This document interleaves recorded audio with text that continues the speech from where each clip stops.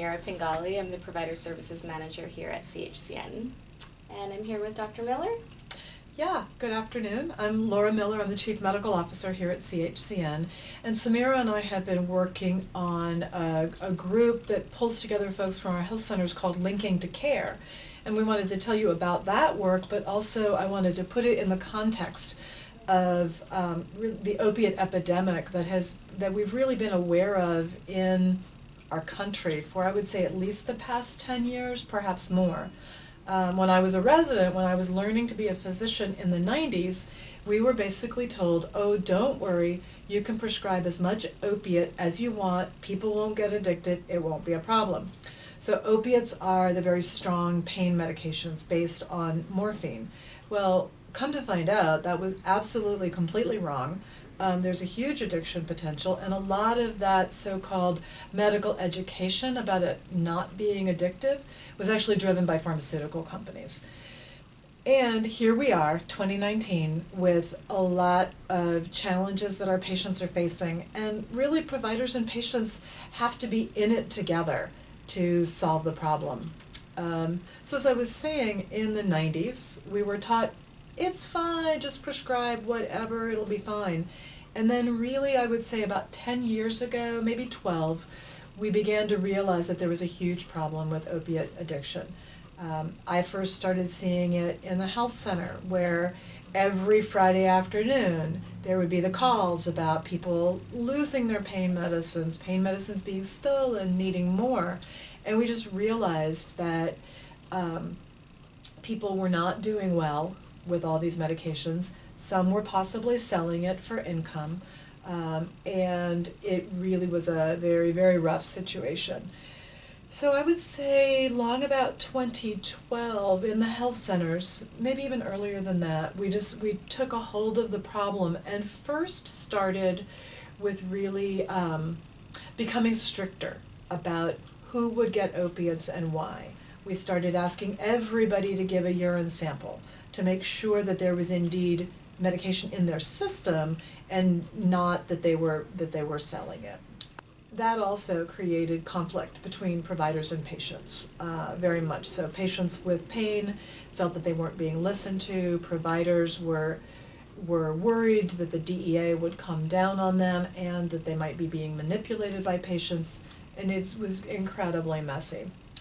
And as time went by, I think we became a lot more aware of patients' needs in this setting, and we began to seek out different modalities, different treatment modalities for patients.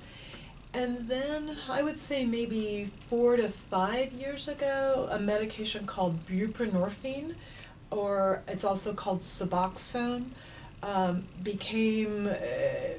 began to be more discussed in our country, and really various medical systems began offering buprenorphine as an alternative to the opiates. You have to have, as a provider, you have to have a special waiver from the Drug Enforcement Agency to be able to provide it. But the wonderful thing about buprenorphine, or Bup, is that it treats the pain and it is a safer medication.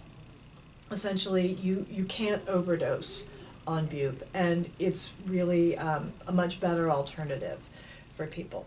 So over the past 4 or 5 years that I've been here at CHCN, we've had multiple efforts to have more providers be able to prescribe buprenorphine, and also our county hospital, Alameda Health System, has had some very important efforts towards getting more people on buprenorphine. Folks can come into the emergency room and get placed on Bup. They can get stabilized at Highland. But about a year ago, I got a call from folks at Highland saying, Laura, help. You know, we get people on this med, but we can't figure out how to work the systems in the clinics so that those patients can continue their care. And that is really what led to the birth of our Linking to Care group, which Samira was integral in putting together. Yes, so as Dr. Miller mentioned, our patients, they don't access treatment for substance use in one spot. They move through the system and access treatment at multiple different spots. So either at Highland, the emergency room, while they're an inpatient, at their home health center, or maybe some substance use treatments out in the community. And what we found is that our patients often get lost in the system while they're moving through these different points of care. And our health center providers and our health center staff don't have a strong communication with the other leads and the other organizations to fully understand, is our patient there? Are they being seen by you? Are they still on these medications? When are they returning back to our health centers? So what we decided to do was create a peer group called Linking to Care, which involves all the providers and staff at our 8 health centers that work in their buprenorphine clinics or their medication-assisted treatment clinics, as well as relevant stakeholders and partners out in the community who work with buprenorphine and medication-assisted treatment. So we have partners from Alameda County, from Highland Hospital, and from some other groups that are working on helping safety net patients who have opiate addictions. One of my favorite stories about Linking to Care is really probably the most powerful intervention that we've done so far happened at the first meeting, where we got everybody together in a room and they exchanged cell phone numbers. And we put out a list. So now the folks at Highland know who to call, and they now have personal relationships that really help facilitate our patients moving through. Yeah. And so we meet once every 3 months or so, and we exchange any updates to the programs, we exchange any announcements, grants, trainings, and we also share bright spots and opportunity areas and different issues that health centers are facing and other health centers may have solutions to, or we brainstorm collectively ways to improve treatment for our members. Yeah. We've had a pharmacist from the county put together a really good handout on helping providers navigate all of the challenges around prescribing buprenorphine. We've also had some discussion of stigma and how do you reduce the stigma around addiction treatment in our health centers.